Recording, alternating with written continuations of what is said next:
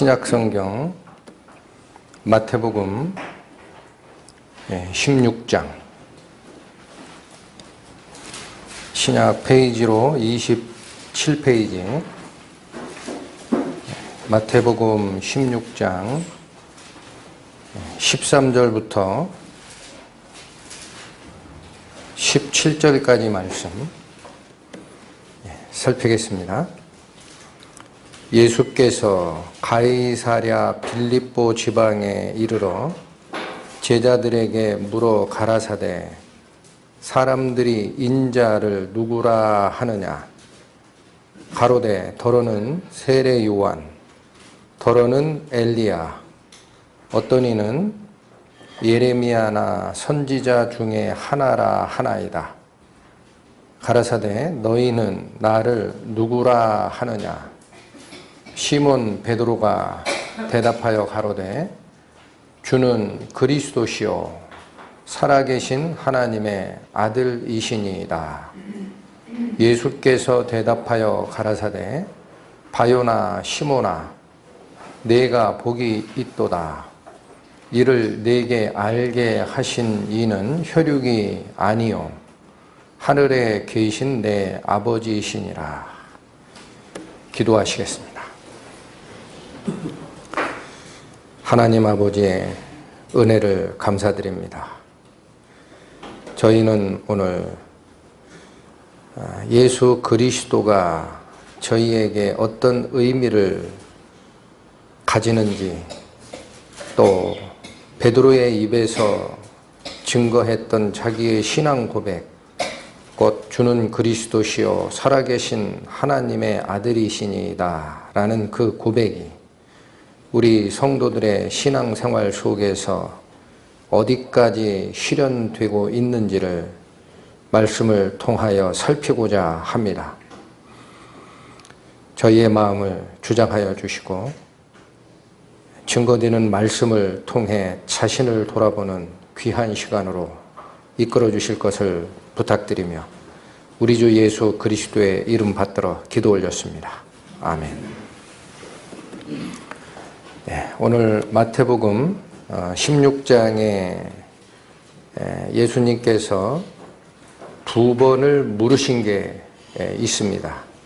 13절에 보면 예수께서 가이사랴 빌립보 지방에 이르러 제자들에게 물어 가라사대 사람들이 인자를 누구라 하느냐.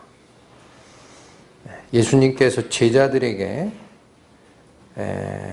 예수님을 쫓아왔던 다른 사람들은 나를 누구라고 하느냐 이렇게 한 번을 물으셨고 15절에 너희는 나를 누구라 하느냐 이걸 또 한 번 물으십니다. 그래서 이 물음을 물으시는 이 지역이 13절에 어떻게 기록이 되어 있습니까? 가이사랴 빌립보 지방에 이르렀을 때에 물으셨다. 그렇게 되어 있습니다. 그래서 지금 이 시간적이거나 장소적 의미가 이 질문을 하는 시점에 의미를 지닙니다. 그래서 이 마태복음 16장의 이 기록은 14장에 가면은 예수님께서 갈릴리 지방에서 하나님의 복음을 전파를 하시고 기적을 한번 행하십니다. 그래서 떡덩이 보리떡 5개와 물고기 2마리를 가지고 배고픈 사람들 성인만 5,000명을 먹이시고 12광주리에 나머지를 이렇게 거두시는 그런 오병이어의 기적을 행하셨고, 그리고 15장쯤 가시면 보리떡 이번엔 7개랑 물고기 2마리를 가지고 장정만 4,000명을 먹이시는 또 한 번의 기적이 일어납니다. 근데 이 기적이 일어난 이 위치는 약간 다릅니다. 그래서 첫 번째 오병이어의 기적을 일으키셨던 이 장소는 이스라엘 영역 안에서 하신 사역이에요. 그러니까 북부 이스라엘, 갈릴리, 호수 근방, 그리고 그 말씀을 들었던 자들은 유대인들입니다. 그래서 성경이 얘기하는 바는 오병이어의 기적을 행하시고 남은 떡부스러기를 거둔 게 12바구니에 거뒀다라고 되어 있습니다.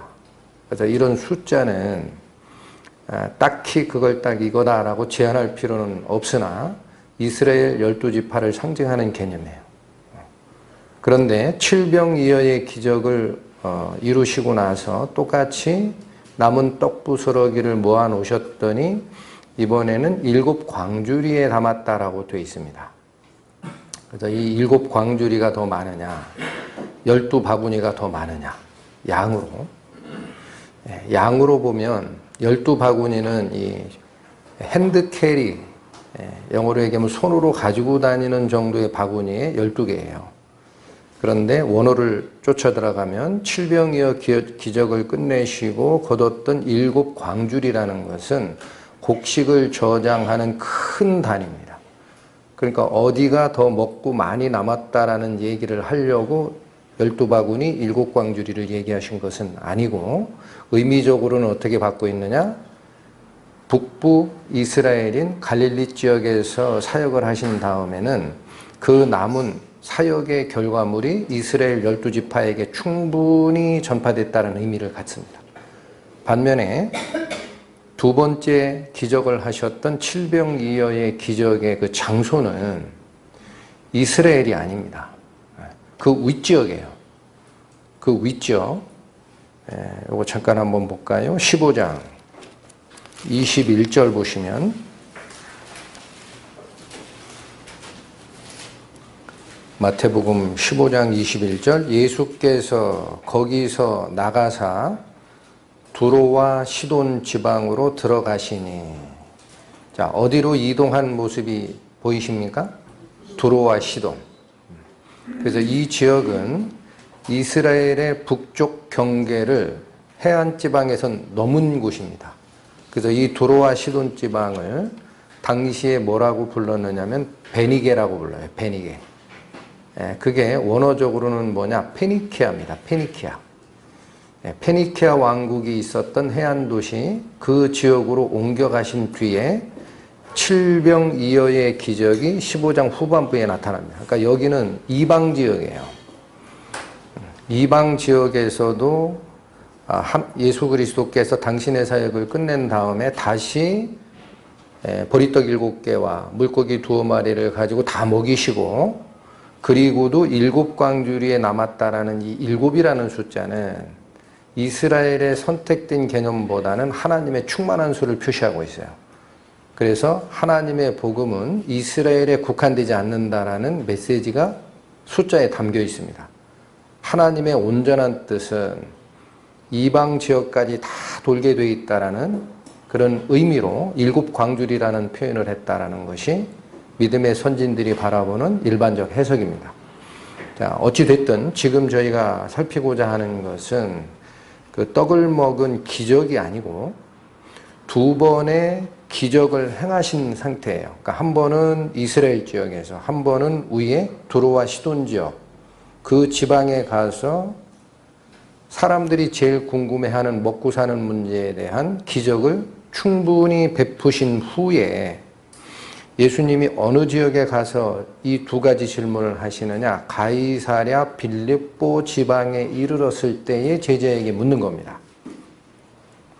그러면 가이사랴 빌립보라는 지역은 어디냐면 성경을 읽다 보면 가이사랴라는 지방 이름들이 심심치 않게 나옵니다. 그는 왜 그렇게 지방 이름에 가이사랴라고 지명을 쓰느냐면 당시 그 지역 전체가 로마의 식민지들이에요.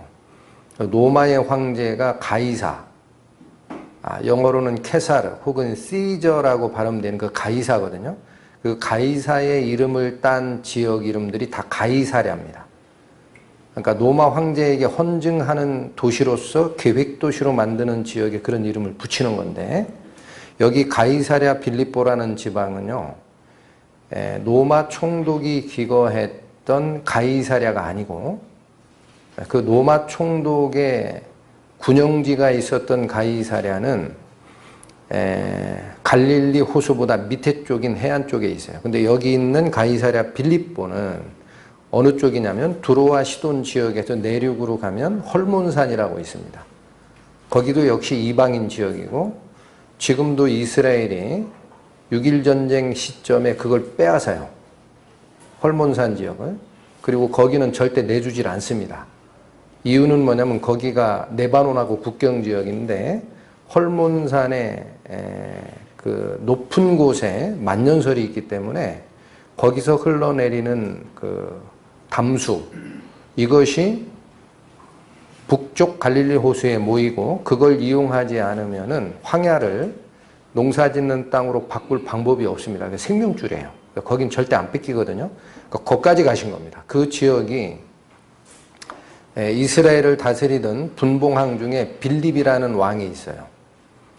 헤롯 대왕의 아들 중에 하나입니다. 그 빌립 왕이 자기 이름을 내고 도시를 건축하려고 했던 그곳이 이 빌립보입니다. 그래서 자기 이름을 거기다 건 거예요.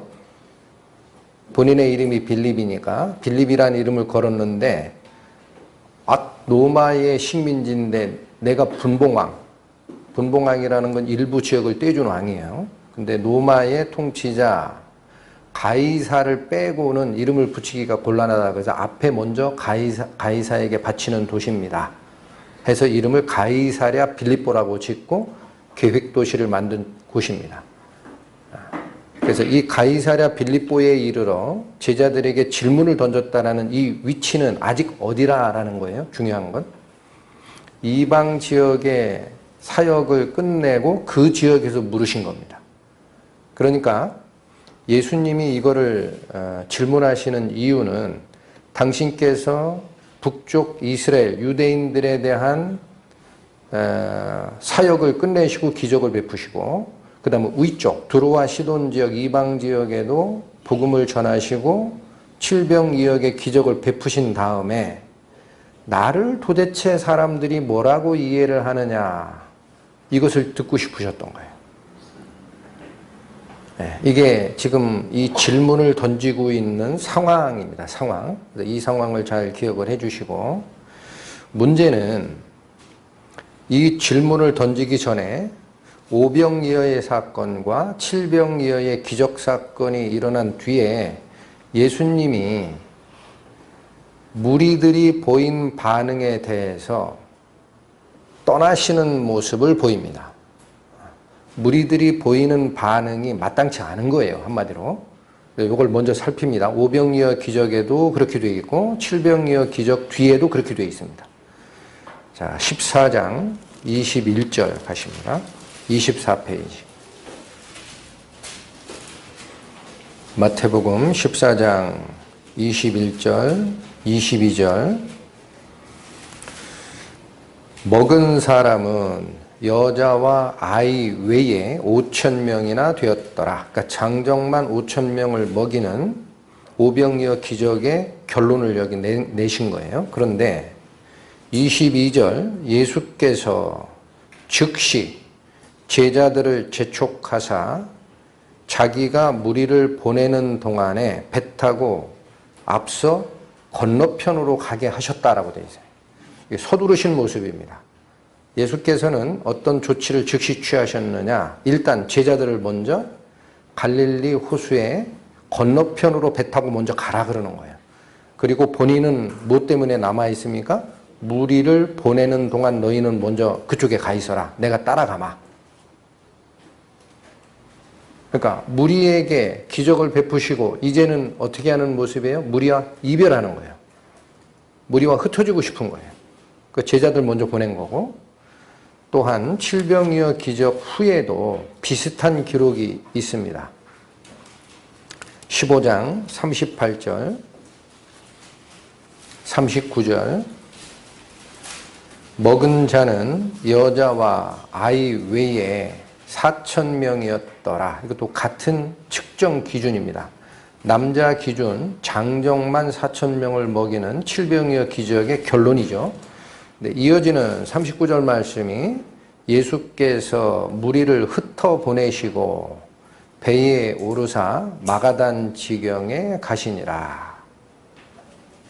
어떤 모습이 보입니까? 오병이어 기적 후에, 칠병이어 기적 후에 그 무리들이 보인 반응이 뭐였을까? 왜 그 무리들을 흩어버리냐 이거예요. 더 이상 가르침을 주지 않겠다라는 뜻입니다. 그리고 오병이어 기적 후에는 즉시 제자 먼저 피신보다는 너희 먼저 가라. 내가 나중에 이 무리를 보내고 나서 너희 뒤를 따라가마. 이 모습이 똑같죠. 근데 여기 마태복음에 나오는 이 기록으로는 그 무리들이 보인 반응이 뭐였기 때문에 예수님은 그 무리들과 이별하려고 했느냐가 안 나타납니다. 그래서 요한복음에 보면 이 내용이 구체적으로 기록되어 있습니다. 요한복음 6장 가십니다. 152페이지. 요한복음 6장 13절부터 15절.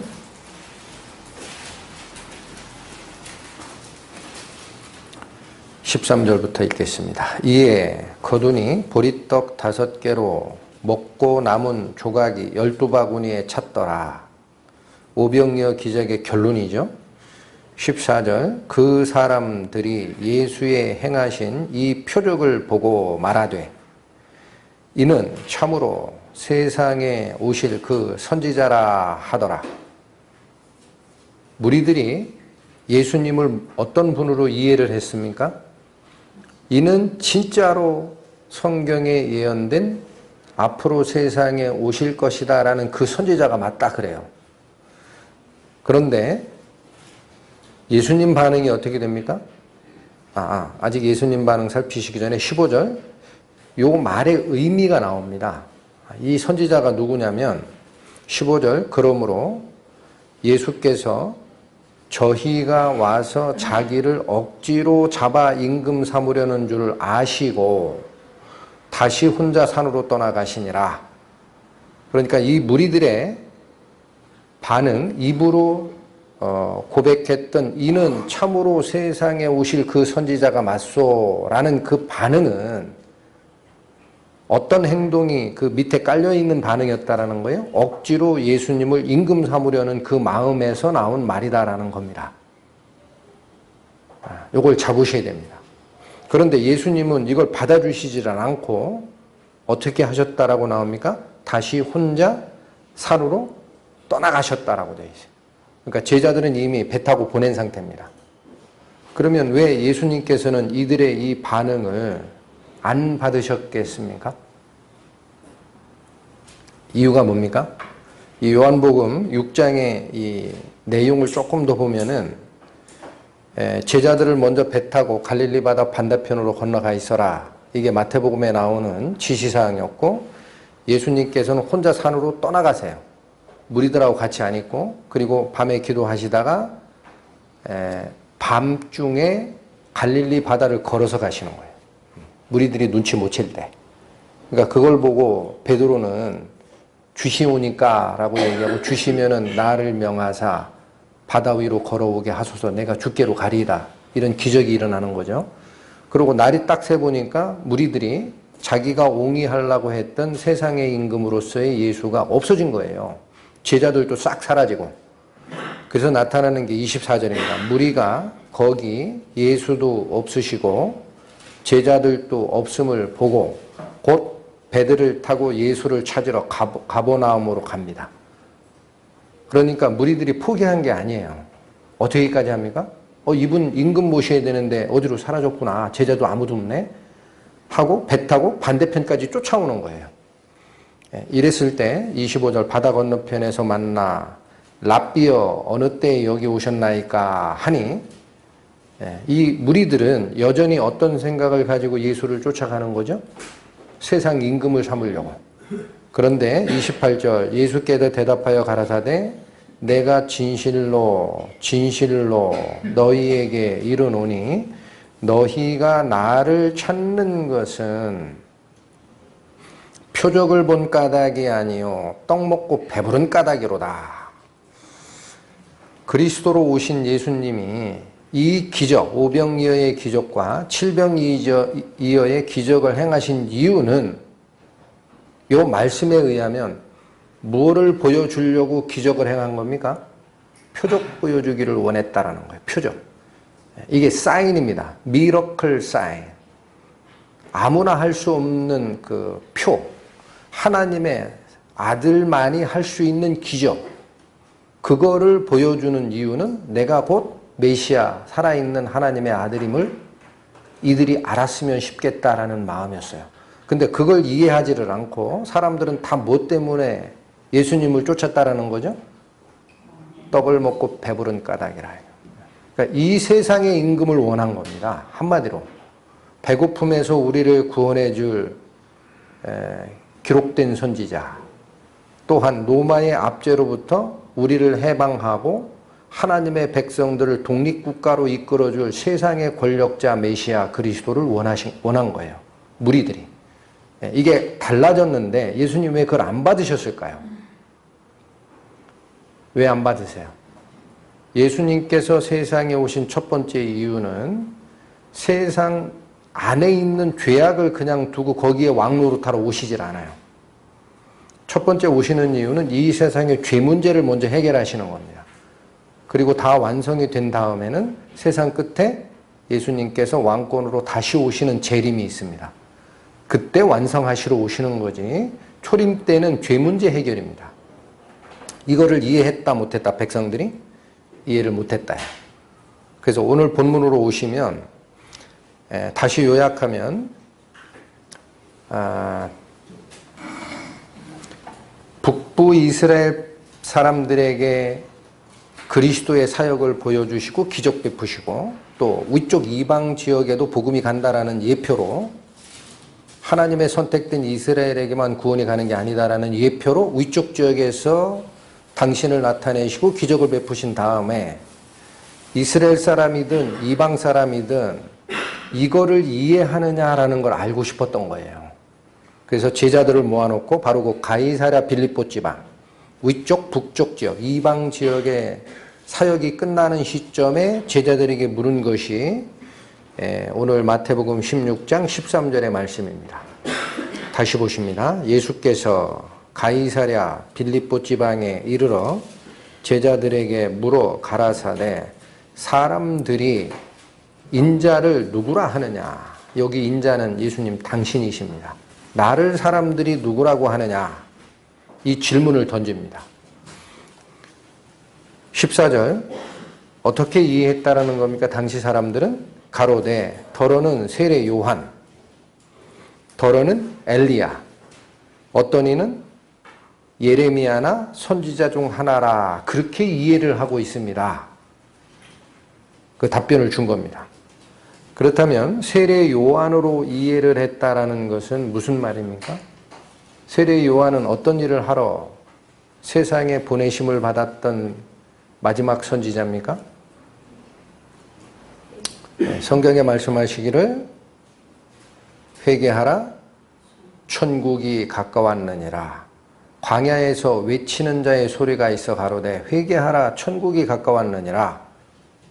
거기에 회개 없이 세례 요한의 제자가 되려고 요단강 침례에 참여하려고 했던 바리새인 율법사들을 오는 걸 보고 또한 세례 요한은 뭐라고 했습니까? 너희가 뱀의 자식인데 어찌하여 임박한 진노를 피하려고 하느냐. 그러니 너희는 회개에 합당한 열매를 맺고 내 뒤에 오시는 그리스도를 영접하라. 이걸 선포합니다. 그러니까 세례 요한이라는 이 마지막 선지자 그리스도를 예표하는 주의 길을 예비하는 자로 이해를 했다라는 것은 예수 그리스도를 메시아로 본 게 아닙니다. 왜냐하면 예수 그리스도가 마태복음에 보면 처음 당신의 사역을 시작하실 때에도 세례 요한이 말했던 회개하라 천국이 가까웠느냐라는 말씀으로 시작을 하세요. 그러니까 똑같은 말로 듣는 거예요. 회개를 선포하는 선지자 중에 하나다라고 이해를 한 겁니다. 자, 근데 뒤에 나중에 제자에게 너희는 나를 누구라 하느냐라는 질문을 했을 때 베드로가 한 답변은 뭡니까?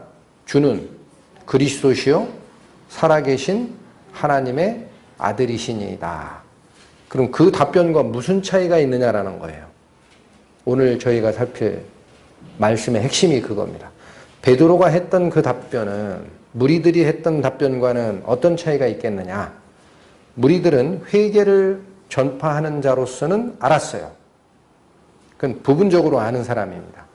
또 더러는 뭐라고 그래요? 엘리야라. 이거는 예수님을 어떤 분으로 보신 겁니까? 성경에 기록된 선지자 중에 엘리야는 기적의 선지자입니다. 내가 기도하지 아니하면 이 땅에 우로가 있지 아니하리라 해서 3년 반 동안 북이스라엘 지역에 비가 안 오게 하는 기적을 베푼 선지자 엘리야 선지자. 또 과부 사렙다 지역 과부 집에 가서 네가 기거하라 하면서 갔더니 그 과부의 주모의 아들이 죽었어요. 그러니까 엘리야가 하나님께 아니 내가 과부 집에 지금 기거하고 있는데 이 집 주모의 자식이 죽으면 어떻게 됩니까? 하고 기도하고 그 죽어있는 아들 위에 엎치니까 살아났죠. 생명을 살리는 기적의 선지자. 또 어떤 또 기적을 합니까? 당시에 이방 신들을 섬겼던 바알 신 그 제사장 400몇 명하고 대결을 해서 하늘에서 불이 내려 하나님의 제단 위에 있는 제물을 사르는 기적의 선지자. 마지막에 인간이 볼 수 있는 최대의 영광의 기적을 베풀고 갑니다.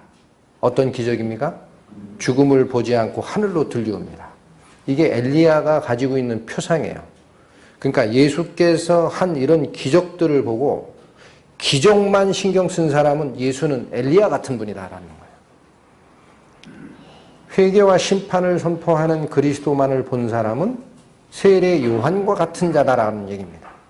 그 다음에 뒤에 나오는 것은 예레미야나 선지자 중 하나다. 예레미야 선지자는 이스라엘 백성들에게 무엇을 선포했습니까?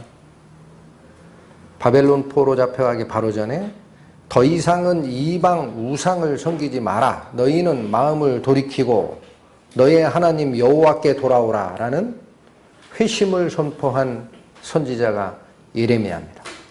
그러니까 예수께서 항상 전파한 것이 천국을 전파하셨거든요. 회개하라. 천국이 가까웠느니라.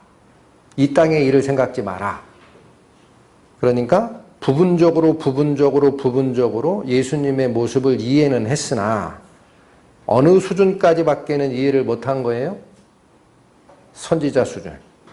그리고 뒤에 나오는 14절 보시면 가로되 더러는 세례 요한, 더러는 엘리야, 어떤 이는 예레미야나 선지자 중에 하나라 하나이다 라고 되어 있어요.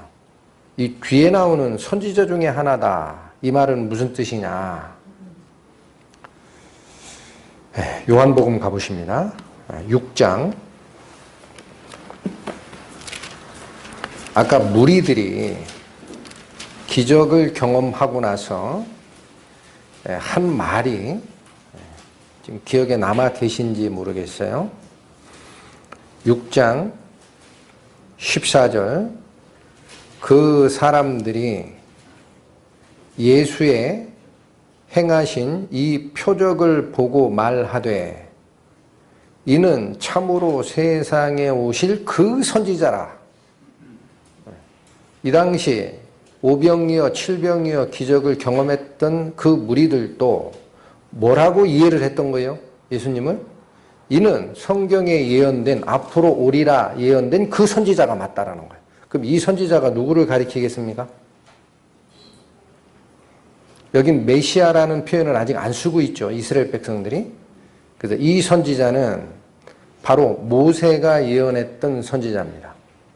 모세가 어떻게 예언했느냐? 앞으로 때가 되면 나 같은 선지자를 하나님이 너희 중에 세우리라 라는 예언이 있었어요. 근데 백성들이 왜 그러면 예수님을 모세가 예언했던 선지자로 이해를 했느냐? 모세가 어떤 일을 했어요? 백성들을 이끌어서 광야로 이끈 뒤에 먹을 게 없을 때 하나님께 기도하고 하늘에 떡 만나를 내려 먹게 한 자가 모세죠.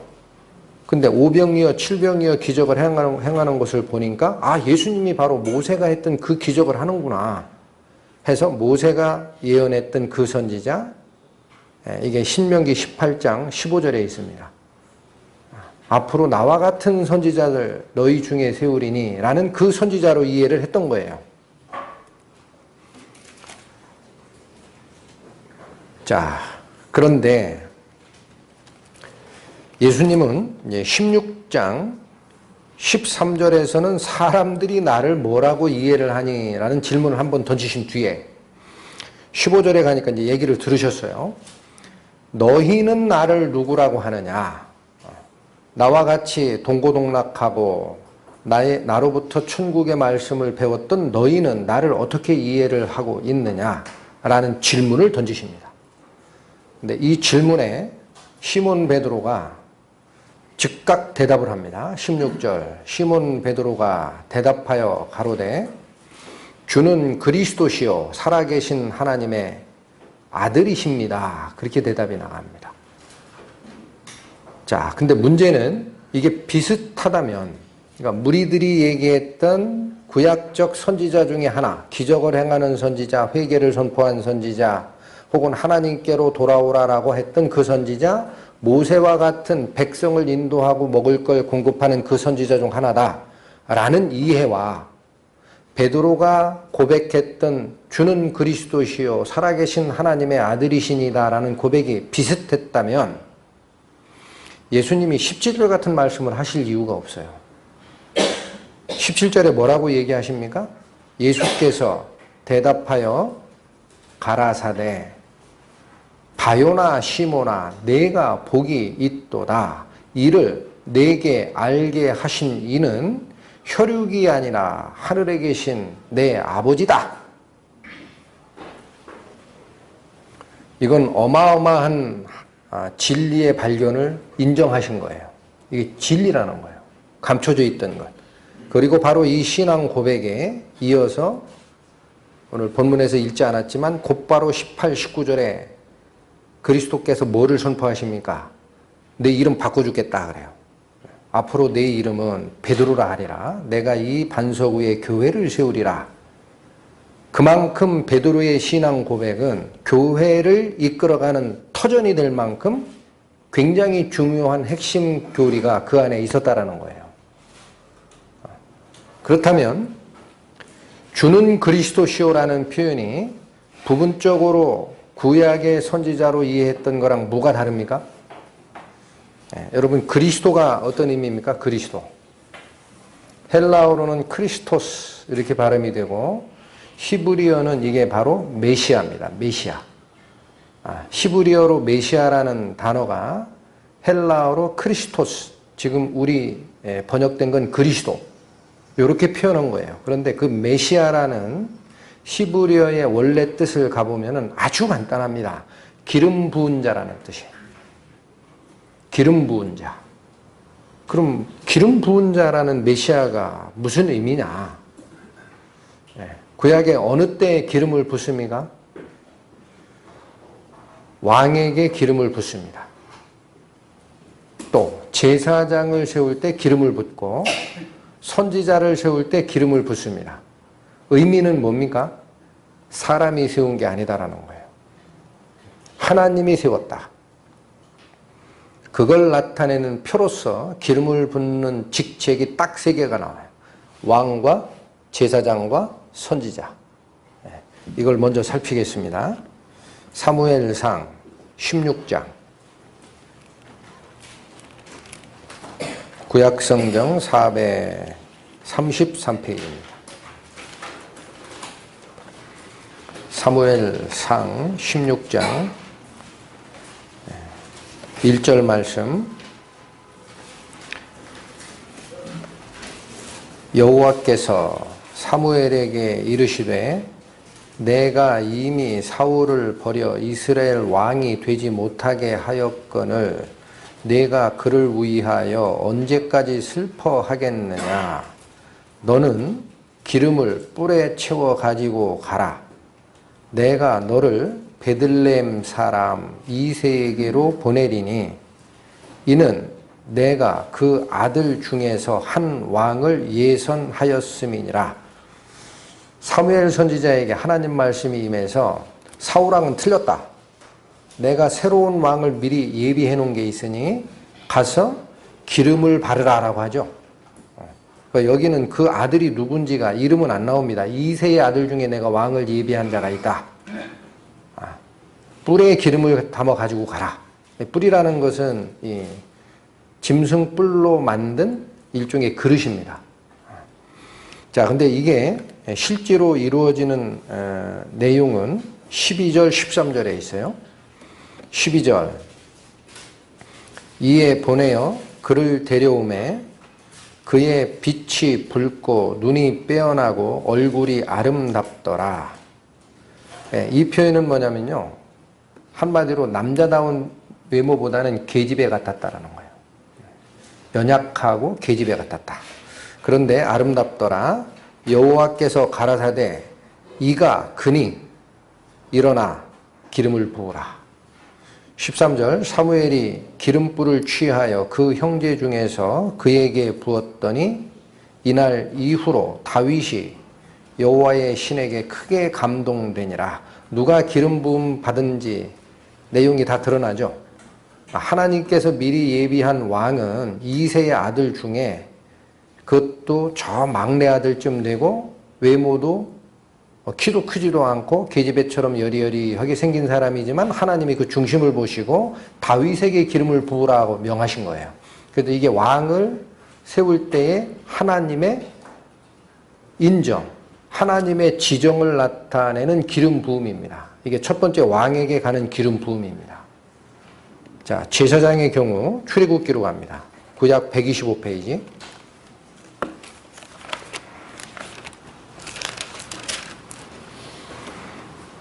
출애굽기 28장 41절 구약 125페이지. 너는 그것들로 네 형 아론과 그와 함께한 그 아들들에게 입히고 그들에게 기름을 부어 위임하고 거룩하게 하여 그들로 제사장 직분을 내게 행하게 할지며. 여기 어떤 말씀 주십니까? 모세에게 한 말입니다. 처음으로 제사장을 세우는 아론하고 그 아들들에게 기름을 부어 위임케 하고 구별시켜라. 거룩하게 하라라는 건 구별시켜서 그들로 제사장 직분을 내 앞에 행하게 하라. 누구 명령입니까? 하나님 명령이에요. 다윗을 왕으로 세울 때도 그 표로서 기름을 부어 세워라라는 말씀을 줬고 제사장도 이렇게 세워지는 겁니다. 그리고 선지자 같은 경우는 어떻게 세우느냐? 열왕기상 19장으로 가십니다. 열왕기상 구약 550페이지.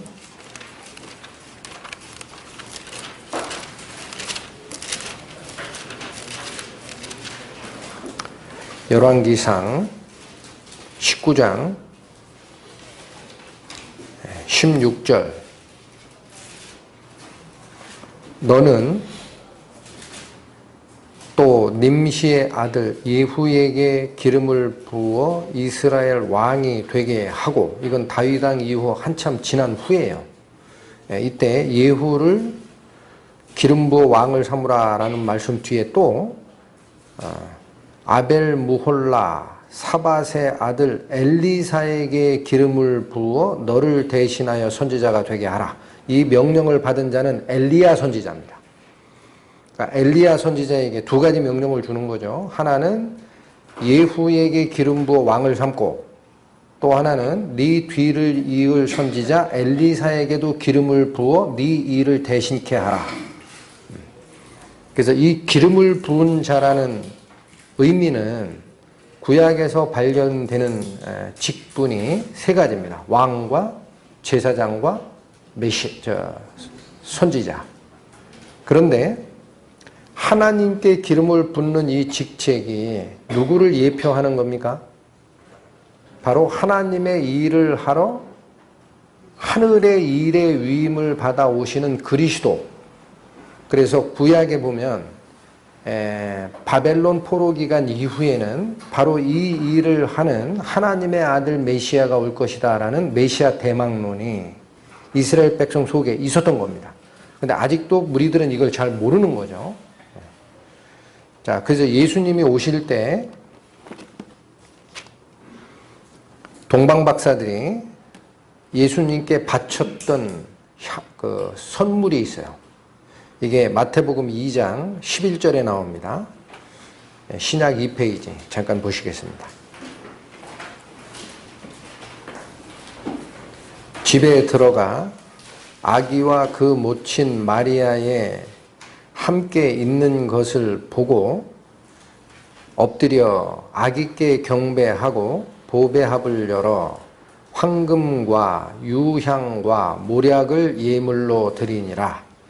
동방박사가 별의 지시하심을 보고 아기 예수께 경배하러 와서 드린 예물 종류 3가지가 나옵니다. 황금과 유향과 모략을 드렸다. 황금은 왕권의 상징, 영광의 상징입니다. 그래서 솔로몬이 하나님의 성전을 지을 때 지성소와 성소 전체를 황금으로 싸게 돼 있죠. 그건 하나님이 지시사항이에요. 그리고 자기의 궁을 지은 다음에 자기가 앉을 그 보좌, 그것도 금으로 입혔다라고 돼 있어요. 이게 왕의 권위, 왕의 영광을 상징하는 겁니다. 하나님은 왕의 왕이에요. 모든 왕의 왕. 그래서 이 황금을 드렸다라는 것은 왕으로 오실 메시아를 예표하는 예물이었다라는 거예요. 유향을 드렸다라고 되어 있죠. 이 유향은 누구를 얘기하는 걸까요? 성경에 보시면 제사장들이 성소의 맨 뒤편, 그러니까 지성소 들어가기 앞쪽편에 보면 뭐가 있어요? 향단이 있죠. 거기에 향을 피우게 되어 있는데 그 향을 만드는 주 재료가 유향입니다. 그래서 이건 참고만 하세요. 출애굽기 30장 34절에 가보면은 유향에다가 이런 향 저런 향 이런 향 저런 향을 첨부해가지고 섞어서 너희는 이 향을 만들라라고 합니다. 그리고 이 향은 지극히 거룩한 것이니 다른 용도로 쓰지 마라 그래요. 그래서 제사장을 예표하는 것이 유향입니다. 모략은 어떤 게 모략이죠? 지난주에도 한번 성경 공부 시간에 설명을 드렸지만 예수께서 돌아가셨을 때 시신을 부패하지 않게 싸기 위해 니고데모가 100근에 해당하는 모략을 가져왔다라는 표현이 있죠. 그래서 이 모략이라는 것은 죽음과 관계가 있어요. 그러면 이 죽음이라는 개념, 죽음에 사용되는 모략이라는 개념이 뭐를 예표하느냐? 믿음의 선진들은 선지자를 예표한다고 합니다. 왜냐하면 선지자 중에 안 죽은 선지자가 거의 없어요. 하나님께서 보내면 이스라엘 백성들이 거부하고 잡아 죽이고 그 예수님께서 얘기한 말씀도 있죠. 선지자 아벨의 피로부터 제단 사이에 죽은 사가랴의 피까지 이 시대에 너희에게 돌아가리라. 그 선지자를 다 잡아 죽이는 그런 모습을 예표하는 것이 사망을 얘기하는 모략이라고 해요. 그 얘기는 예수님께 바쳤던 동방박사의 예물, 황금과 유향과 모략이 의미하는 바는 바로 그리스도께서 왕으로 오시는 기름 부음 받은 자, 그리스도께서 제사를 집전하는 제사장으로 오는 기름 부음 받은 자, 그리스도께서 하나님의 가르침을 전하는 선지자로서 기름 부음 받은 자의 통합체를 이해한다라는 거예요. 그거를 신학적으로는 뭐라고 하느냐? 메시아의 삼중사역이라고 합니다. 3가지 역할을 한 번에 수행하시러 오신 것이 그리스도다. 조금 어렵죠? 그래서 오늘 본문으로 오시면은 베드로가 자기 입으로 선고했던 주는 그리스도시오라는 이 표현은 구약이 예표하고 있는 하나님의 기름을 부음받은 그 역할을 하는 나의 아들, 이걸 정확하게 본 거예요. 근데 베드로의 입에서 나오는 이 선언은 베드로가 안 것이 아니라는 겁니다. 뭐라고 표현합니까? 17절 예수께서 대답하여 가라사대 바요나 시모나 이렇게 대화를 시작하시죠. 베드로의 이름이 바요나라는 이름도 있습니까? 우리가 아는 게 뭐예요? 시몬 베드로. 베드로는 요 고백 바로 뒤에 예수님께서 주신 이름 하나가 너는 앞으로 베드로라 하리라 라는 말을 주죠. 근데 바요나라는 이름도 있습니까? 워낙 이름 여러 가지를 사용하니까 이것도 이름 중에 하나겠지. 근데 그게 아닙니다. 이 원래 우리 바요나라고 표현되어 있는 이 말은요. 바르요나예요. 바르요나. 그래서 히브리어의 바르라는 것은 아들을 나타냅니다. 우리 사도 바울과 같이 초기에 사역을 시작했던 바나바 아시죠? 바나바. 그것도 바나바가 아니라 바르나바르예요. 원래 뜻은. 바르는 아들이라는 뜻이고 나바르라는 것은 위로하다라는 뜻입니다. 그래서 위로의 아들. 위로 자라고 우리가 번역했어요. 개역 한글에. 바나바는 번역하면 위로자라. 그러니까 그 놈자를 쓰는 게 아니라 아들자를 써요. 그러니까 위로의 아들을 얘기할 땐 바르라는 말을 쓰듯이 여기 이 말은 바르요나라는 뜻이에요. 요나의 아들이다라는 거예요. 그러니까 시몬 베드로의 아버지 성함이 뭐예요? 요나입니다. 요나. 그런데 제가 이 말씀을 드리는 이유는 이 중요한 내용을 선언하면서 왜 예수님께서 시몬의 혈족을 얘기하느냐라는 거예요. 시몬의 혈족을 얘기하는 이유가 뭡니까? 너는 육신적으로는 네 아비 요나의 아들이 맞다라는 거예요. 그러나 이 사실을 알게 하는 것은 혈육이 아니라 그러죠. 그걸 강조하는 거예요. 이 어법이. 내가 네 아버지 요나의 자식이고 밑에 혈족이 쭉 관계가 있으나 네 입에서 나온 이 선언을 알게 한 자는 혈육이 아니라 이 말은 사람이 하는 게 아니다. 누가 알려준 것이다? 하늘에 계신 내 아버지가 너에게 알려준 것이니 너는 복이 있다라고 하고 이 고백 위에 내가 교회를 세우리라라는 복음의 기초를 선포하시는 근거가 됩니다. 자, 그래서 우리는 이제 두 가지를 좀 살피고 싶어요. 우리가 예수님을 그리스도라고 말을 합니다.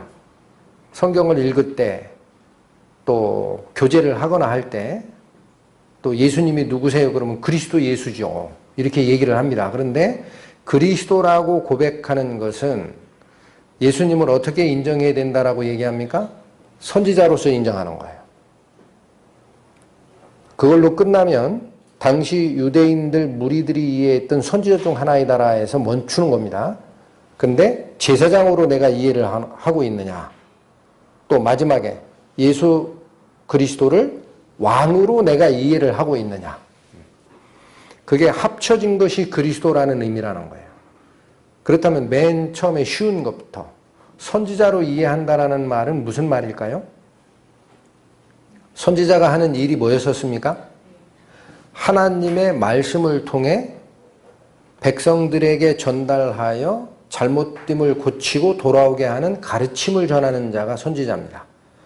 쉽게 얘기하면 오늘날 말로 선생 노릇하는 거예요. 그러면 내가 예수님을 그리스도로 정말 받았다라는 것은 그리스도가 말씀을 통해 선포하는 그런 논리와 원칙들이 있어요. 가르침이. 그러면 내가 알고 있는 지식 체계와 다를 수가 있어요. 지시하는 방향도 다르고 해석하는 것도 달라집니다. 그러면 내 주장을 핀다면은 그리스도의 말씀을 나의 지식의 선생으로 모시는 걸까요? 안 모시는 걸까요? 그건 안 모시는 자입니다. 그러니까 첫 번째, 예수 그리스도를 그리스도라고 인정하는 자는 내 생각과 다른 성경 기록의 가르침이 왔을 때 내 걸 포기하는 자가 정말 선생으로 모시는 자예요. 그러니까 이것도 쉽지가 않아요.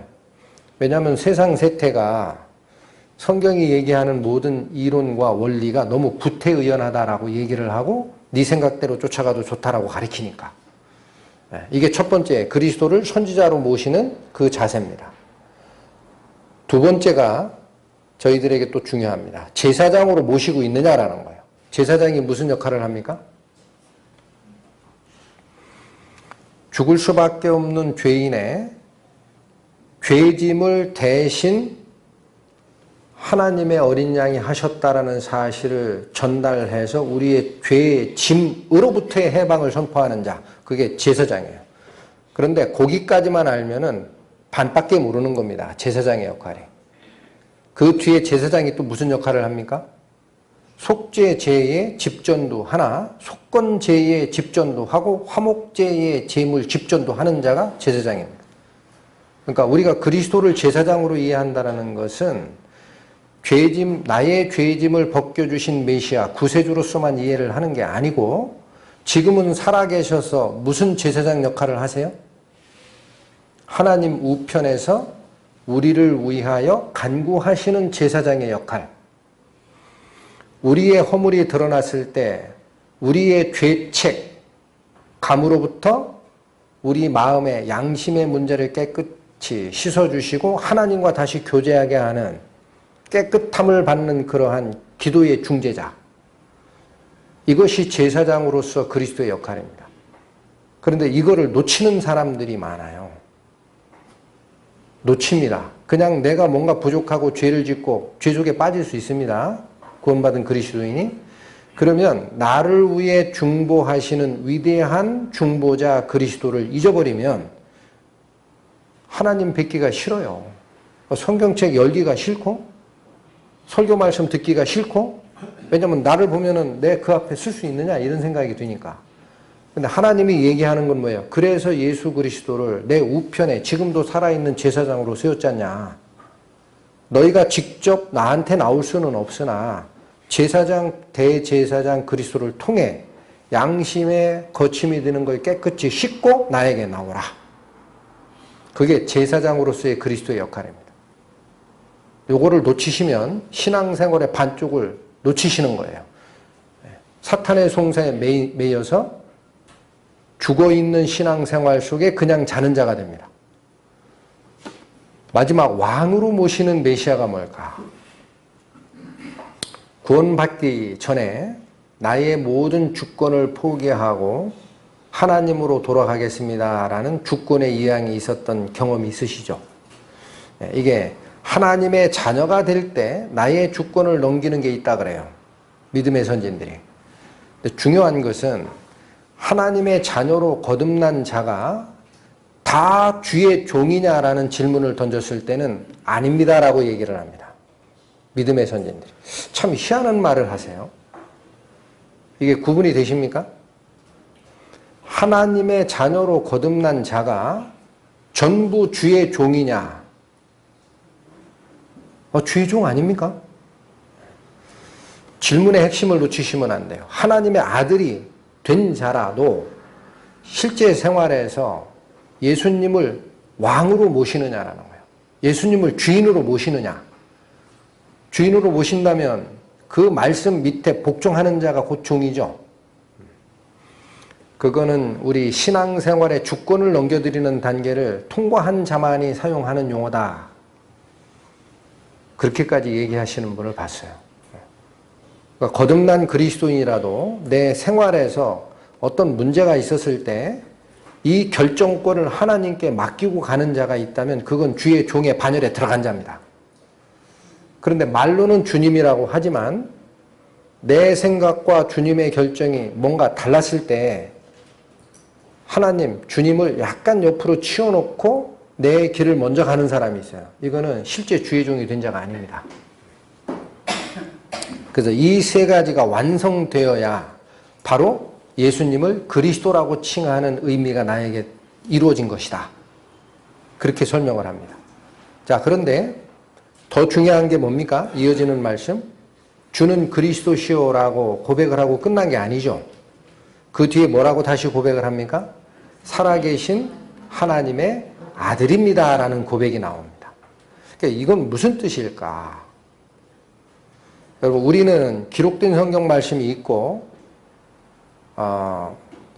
그 말씀 드리기 전에 구약 성경에, 신약 성경 말고요, 구약 성경에 하나님의 아들이다라는 표현이 나옵니까? 안 나옵니까? 어떤 특정인을 두고. 나오나요? 안 나오나요? 찾기 힘듭니다. 제 기억에도 없어요. 구약 성경에. 그 왜 그래요? 성경이 얘기하는 바는, 요건 잘 좀 새겨서 들으십시오. 성경이 얘기하는 바는 내 아버지가 하나님이요 라는 것은요, 내가 하나님이요 라는 뜻이에요. 이스라엘의 개념적으로. 왜 그래요?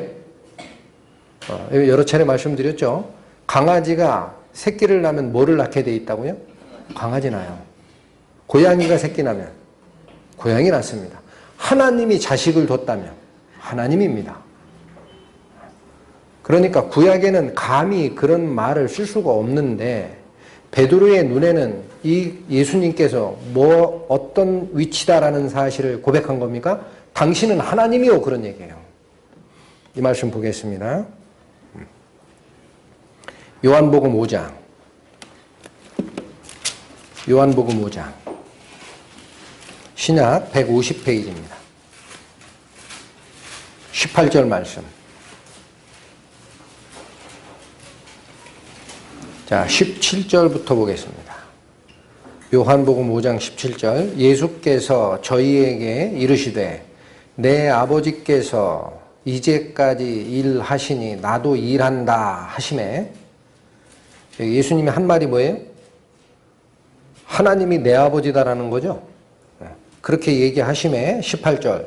유대인들이 이를 인하여 더욱 예수를 죽이고자 하니 이는 안식일만 범할 뿐 아니라 하나님을 자기의 친아버지라 하여 자기를 하나님과 동등으로 삼으심이라. 구약 성경적 의미에서 하나님을 아버지라고 부르면은 내가 하나님이다라는 뜻이 돼요. 그러니까 베드로의 이 고백은, 우리는 신약 성경을 다 보는 세대에 지금 살고 있어요. 그러니까 다 들었던 얘기라 별 반응이 없는데, 당신은 살아있는 하나님입니다라는 뜻입니다. 바로 그분이 보내신 자입니다. 그러니까 어마어마한 지금 고백을 하는 거예요. 자, 문제는 우리가 기록된 성경 말씀으로 예수님은 그리스도시요 살아계신 하나님의 아들입니다라는 말씀을 여러 번 보고 읽고 삽니다. 근데 생활에서 정말 하나님을 살아계신 하나님으로 모십니까? 죽어있는 하나님으로 모시는 경우가 많아요. 또 경우에 따라서는 잠자는 하나님으로 모시는 사람도 많아요. 살아계신 하나님으로 모신다면 성경 말씀이 됐든 설교 중에 들리는 성경 말씀이 됐든 내가 공부 중에 만나는 성경 말씀이 됐든 기도 중에 만나는 성경 말씀이 됐든 그 말씀이 나에게 뭔가를 지시를 할 때 뭐로 내가 믿고 쫓아가야 됩니까? 살아있는 하나님이 나에게 말씀하시는구나. 그렇게 믿고 쫓아가야 돼요. 근데 그게 쉬워요? 그렇지 않은 사람들이 많죠. 자, 그래서 이 표현이 살아계신 하나님의 아들이십니다라는 이 표현이 요한복음에 어느 때 사용됐나를 한번 보시면 그 의미가 더 분명해집니다. 요한복음 11장 가보세요.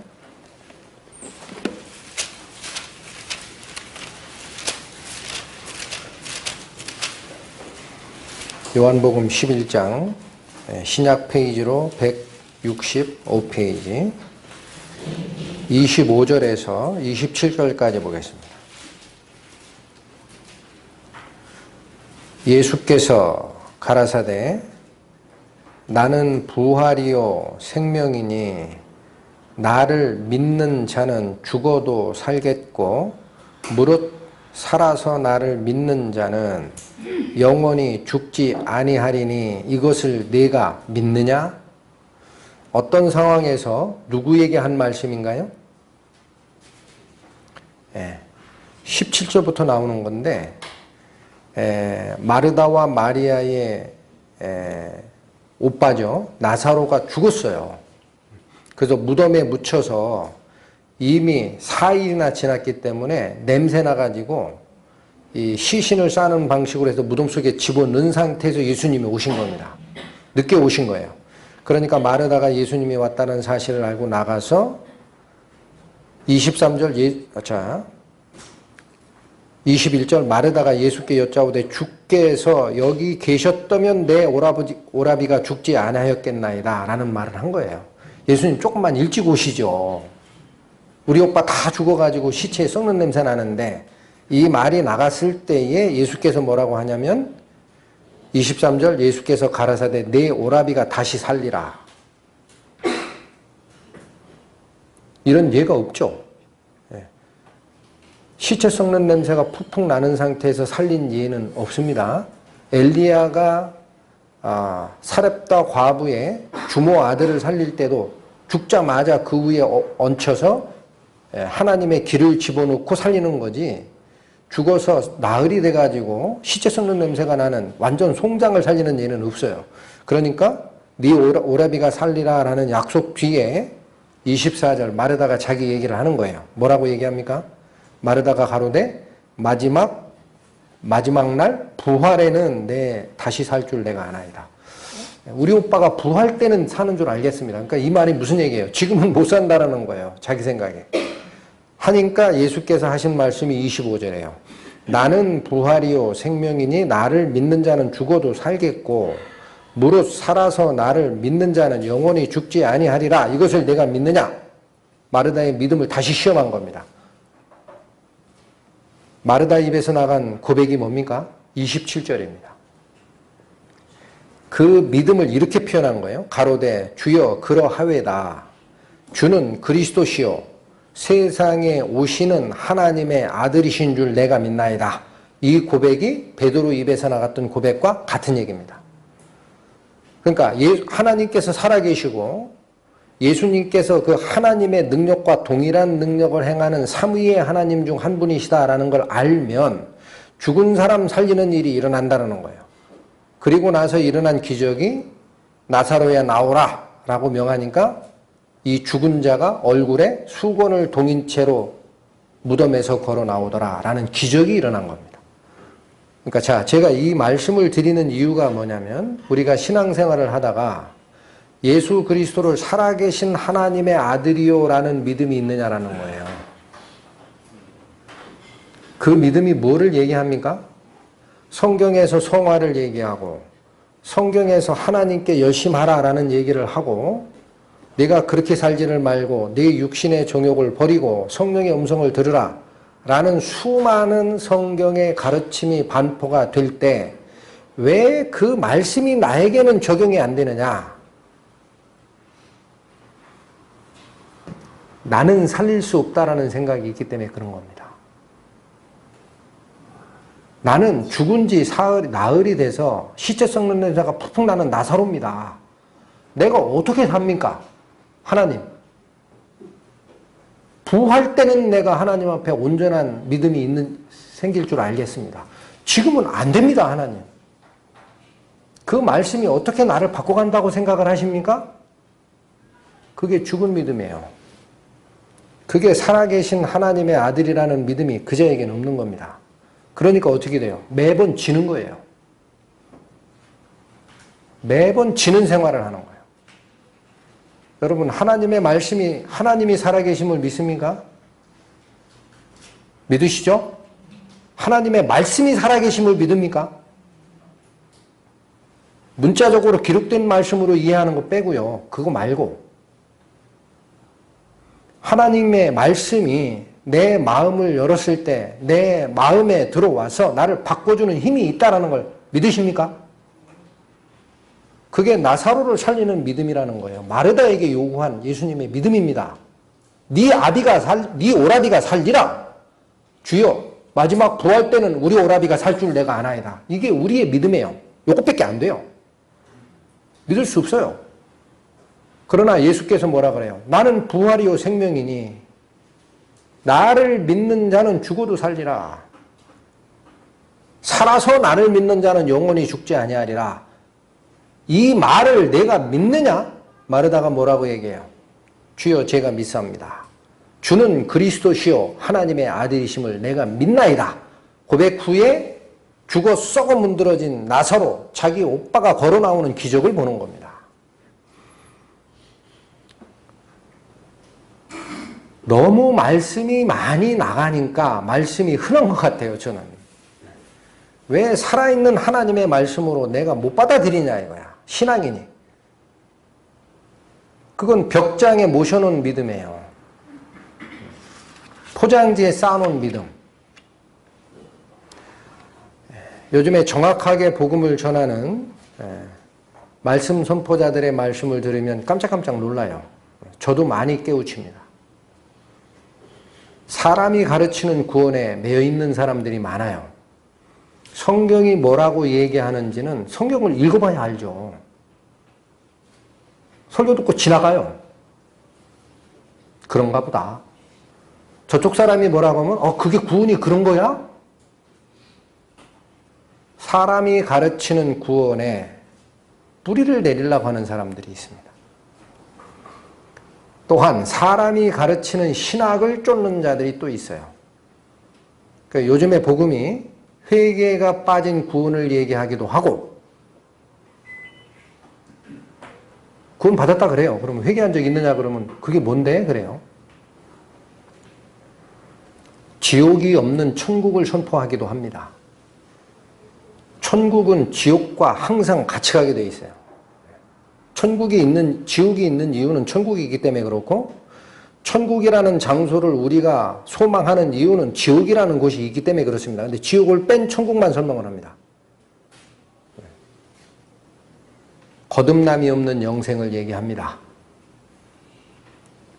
교회에서. 더 심각한 것은 믿음이 없는 신앙을 얘기를 합니다.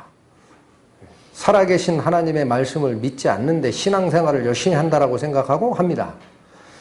이게 살아계신 하나님의 아들인 그리스도를 믿는 믿음이냐라는 거예요. 그게 살아계신 하나님을 믿는 믿음이 맞느냐. 그런데 그 고백이 누구 입에서 나왔어요? 베드로 입에서 나온 거예요. 신학도 모르고 평생을 고기잡이 하던 베드로. 근데 그 입에서 바로 이 핵심이 나온 거예요. 그러니까 예수님이 뭐라 그래요? 바요나 시몬아 네가 복이 있다. 이를 내게 알게 하신 자는 사람이 아니라. 우리가 받은 믿음, 우리가 받은 복음은 누가 가르쳐주는 복음입니까? 신학자가 전하는 복음 아닙니다.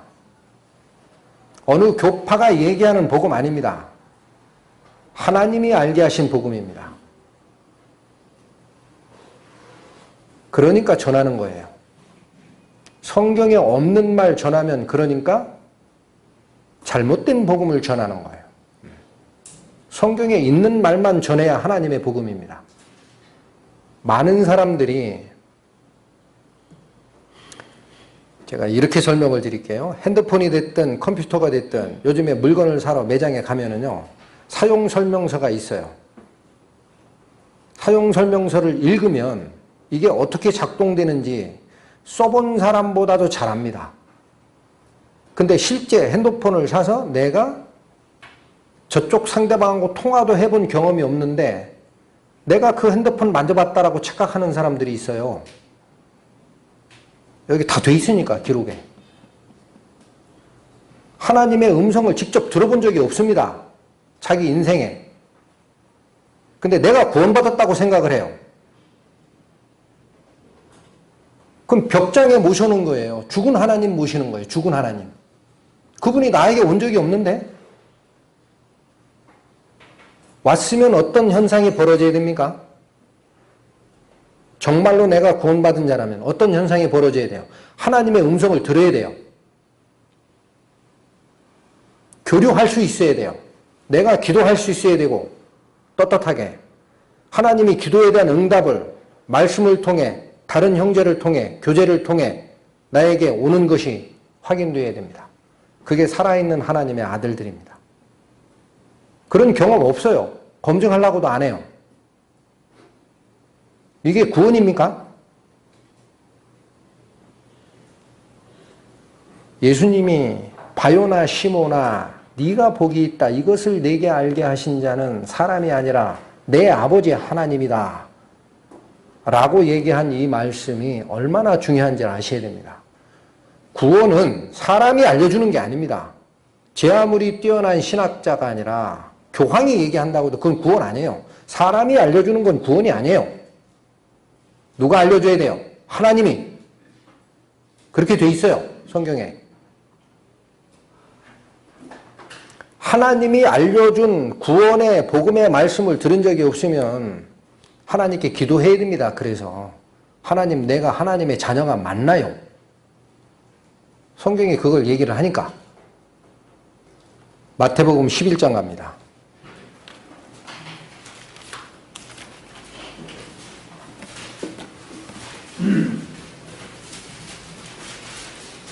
신약 18페이지. 마태복음 11장 27절.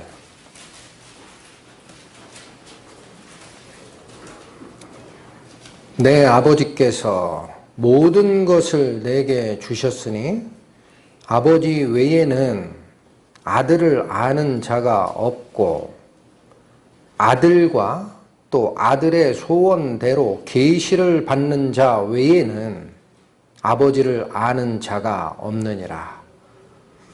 우리가 하나님의 아신 바 되는 것은 이 말씀을 명확하게 이해하고 잡으십시오. 아들과 즉 그리스도와 그리스도의 소원대로 계시를 받는 자 외에는 하나님을 아는 자가 없습니다. 여기 있다고 되어 있습니까? 그리스도의 소원대로 계시를 받는 자 외에는 아버지를 아는 자가 없는 거예요. 나머지는 가짜입니다. 계시를 받는다라는 게 무슨 뜻이에요? 어디에 감추어져 쌓여있던, 보자기에 쌓여있던 그것이 보자기가 들춰지면서 그 모습이 보여지는 이런 현상을 계시라고 합니다. 눈에 보여주는 것, 감춘 것이 눈에 보이는 것. 영어로 revelation, 드러냄. 하나님께서 드러내지 않는데 하나님이 보였다? 착각이에요. 일방적 사랑, 속고 있는 구원, 회개 없는 구원, 거듭남이 없는 영생, 글로 쫓아가는 거예요. 에베소서 1장 갑니다. 신약 310페이지.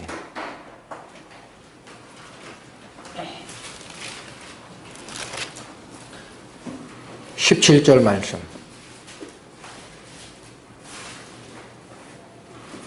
우리 주 예수 그리스도의 하나님, 영광의 아버지께서 지혜와 계시의 정신을 너희에게 주사 하나님을 알게 하시고, 방금 전에 읽으셨던 마태복음 11장 27절 말씀과 같죠?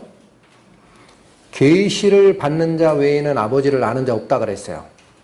근데 여기 이 말씀은 우리 주 예수 그리스도의 하나님, 영광의 아버지, 그분께서 지혜와 계시의, 여기 정신이라고 되어 있는 것이 원어로는 스피릿, 영입니다. 영이에요.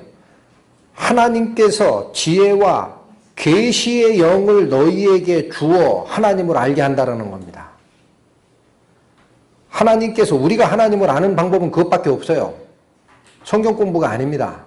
하나님의 영이 우리 마음에 오셔서 나의 회개를 받아주시고 내 영의 눈을 열어보게 하시는 거예요. 하나님이 이런 분이다. 그거 외에는 모르는 거예요. 이렇게 아는 게 구원입니다. 쓰여져 있는 문자를 기억하고 구절을 기억하고 외운다고 구원이 아니에요. 요한복음 6장 갑니다. 154페이지.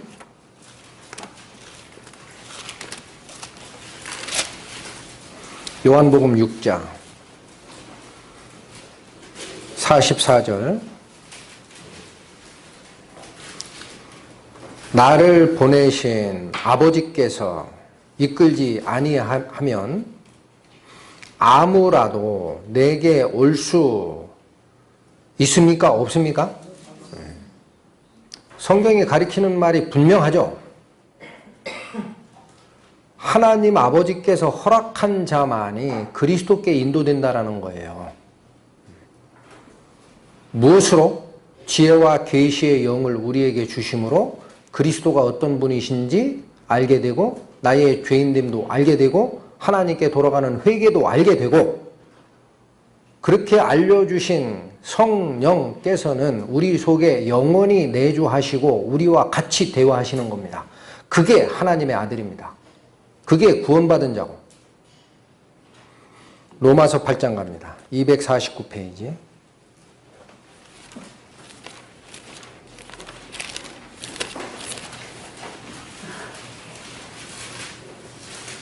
(14절) 말씀.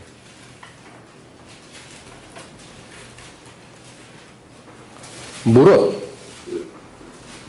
하나님의 영으로 인도함을 받는 그들은 곧 하나님의 아들이라. 순서를 바꿔 읽으면 무슨 뜻입니까?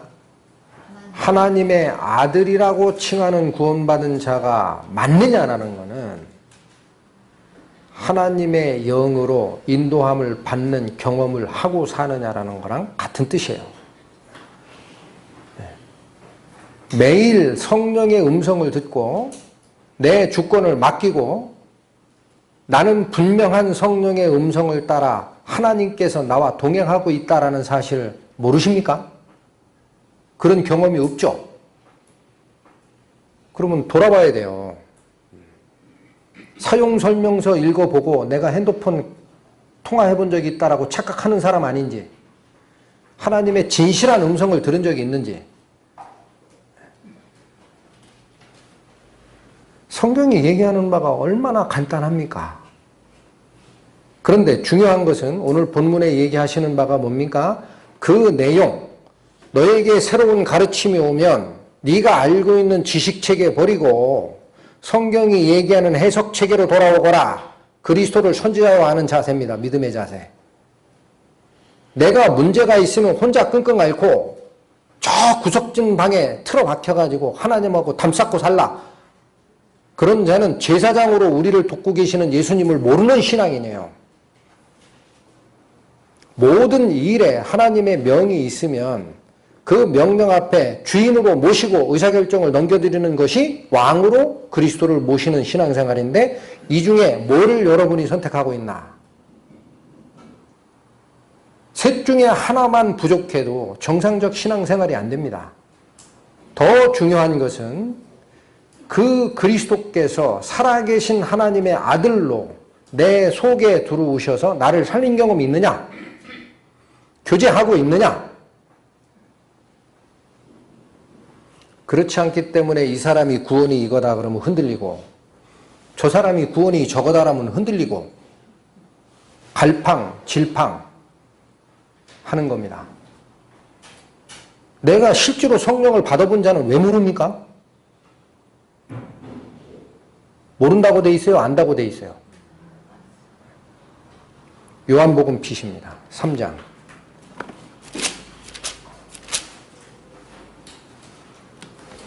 신약 146페이지.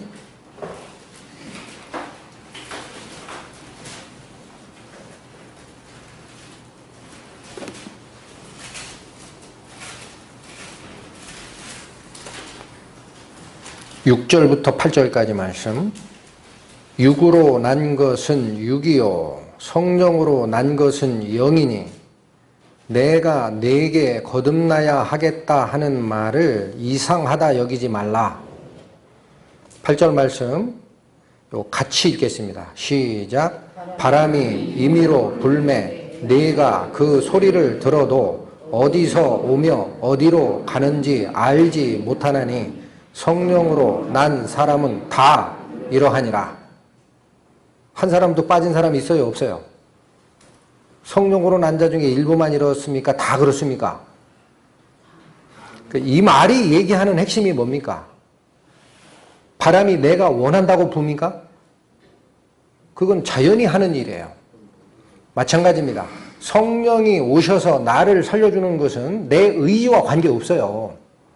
하나님이 허락하시면 영의 작용이 가는 거예요. 이 말씀을 잘 받으십시오. 바람이 부는 일은 내가 통제하는 역할이 아닙니다. 하나님께서 하시는 거예요. 그런데 중요한 것은 하나님이 하셨으면 내가 그걸 어떻게 하느냐. 하나님이 나를 지옥에서 천국으로 옮겨주셨는지 어떻게 아느냐. 안다 모른다. 안다. 안다. 어디서 와서 어디로 가는지 시작과 끝을 확인할 수는 없으나 분명히 성령으로 거듭난 자는 그 이전과 그 이후가 바뀌었다는 사실을 내가 알게 돼 있어요. 이 말이 그 말이에요. 일부만 이러하다 그러면 이해가 가죠. 예수님이 뭐라 그랬어요? 성령으로 난 자는 다 이러하니라. 여기서 엇나가는 사람은 그 구원 아닙니다. 다시 생각하셔야 돼요. 그런 경험 없다 난. 어떻게 이렇게 한 번에 되냐? 차츰차츰 아는 거지.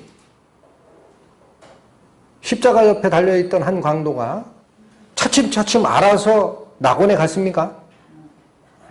그 믿음 보고 하나님이 딱 약속 주시잖아요. 우리는 죽을 죄를 지었으나 이분은 죽을 죄가 없는데 죽는 사람이다.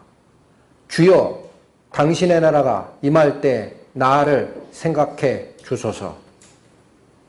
예수께서 뭐라 그래요? 오늘 네가 나와 함께 낙원에 있으리라. 뭐가 더 필요합니까? 구원에. 이러한 경험을 한 자는 제가 드리고 싶은 얘기가 이거예요. 살아있는 믿음을 내가 가지고 있느냐? 반드시 점검하시고 살아있는 경험이 있다면 더 이상 핸드폰을 벽장에 숨겨놓는 그런 신앙인이 되지 말라는 거예요. 하나님은 그런 편협한 하나님 아닙니다. 나에게 가르침만 주고 시시콜콜 잔소리하는 하나님만이 아니고 내가 부족하면 나를 도와주는 중보자, 제사장으로서 계신 하나님이 계시고 그리스도가 또한 내가 가는 길이 잘못될까 봐 나의 결정 권한을 넘겨달라고 요청하는 왕으로의 하나님이 계세요. 살아있는 하나님이 계십니다. 그걸 믿고 갈 때 우리가 힘이 없어도 하나님의 자녀처럼 명실상부하게 생각도 바뀌고 행동도 바뀌고 누가 뭐라고 하든 내 구원이 흔들리지 않는 거예요. 천하에 누가 얘기해도 소용이 없어요. 성경이 얘기하는 게 이거니까. 거기에 무슨 신학이 필요합니까? 지식이 필요합니까? 아니죠.